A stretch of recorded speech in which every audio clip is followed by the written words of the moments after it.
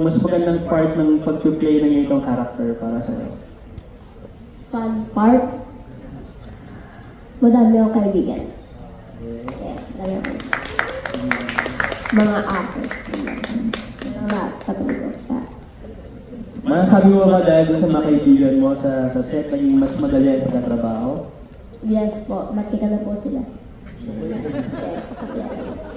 Okay, sige, maraming salamat and good luck to your show. Thank you so much, Mr. Nicky Wong of Manila Standard. Next we have Mr. Dondon Sermino of Abante News Online. Nakakatawa yung Serme. Ayan. Magandang hapon. Ito, of course, for Yula and kay Michael. Kasi syempre, bata yung kasama niya, no? Una-una, ano muna yung impression niyo kay Yuan? And then, ano yung experience niyo nung nakasama niyo na siya sa taping? Yula. Good afternoon. Una ko siyang beses na panood kasi sa Fast Talk. Okay. So doon from there, napansin ko na ano siya, hindi siya karaniwang bata.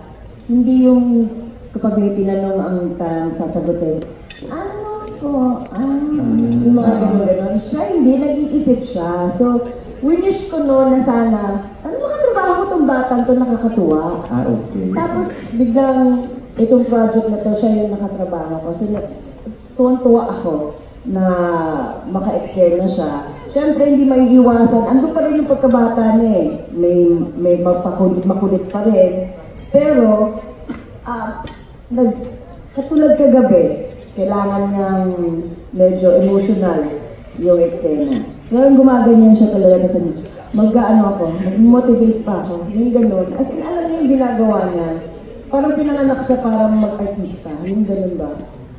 Focus din siya. May mga times na focus siya. May mga times din syempre na naglalaro siya. Gusto na nang umuwi. Pero nakaka-deliver siya. Yun yung nakakatuwa. Masarap siyang katrabaho. Hindi yung karaniwan, ayoko nang makatrabaho mga bata kasi makukulit sila. Yung siya, hindi. Hindi siya pang karaniwang bata. Hindi siya bata. Ay, bago sumagot si Michael, follow ko na muna Yula.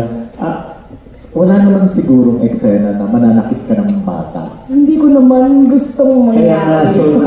Correct. Kahit pa sabihin na sa istorya ay 25 years old siya. Yun nga eh. Oo. Swerte naman na walang ganong eksena o wala pa baka. Hindi natin alam kasi hindi pa kami tapos mag-taping. Parang wala naman yata. Wala naman. Pero even before naman hindi mo... Ay hindi. Kahit minsan meron akong nakatrabaho na ang baby ay kailangan umiyak. Tapos sabihin nila, kurtin mo. Ay, talaga?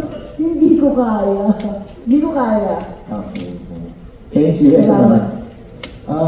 Hello, good afternoon sa inyo lahat. Una kong narinig ang pangalang Yuen Michael ay dahil sa Firefly. Although, to be honest, hindi ko pa siya napapanood. Sabi nga ni Yuen sa akin kahapon eh, panoorin mo na kasi. Ganyan yung pagkaka-deliver. Panoorin mo na, ba't di ka pa nanonood? Tapos, nabalitaan ko na marami siyang napanalo ng awards dahil sa Firefly. Tapos, una ko siyang na-meet nung nag-get together yung cast for a table read. And doon pa lang, medyo na-impress ako kasi nag-deliver siya sa table read.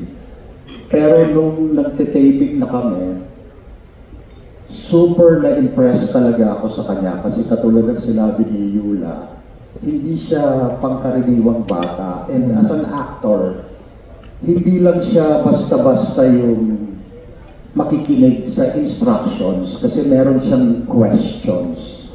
So, yun ang maganda sa kanya because he's also a thinking actor. Hindi niya basta-basta bibitawan. Kailangan niya ng concrete motivation kung bakit niya ginagawa ito, kung bakit niya kailangan gawin. So, for somebody who's 11 and ganyan na siya magtrabaho, I can say na he's an extraordinary actor. This boy is gifted. I'm always on my toes kapag ka-eksena ko siya. Kasi Marami kayong eksena eh. Marami kaming eksena together. And hindi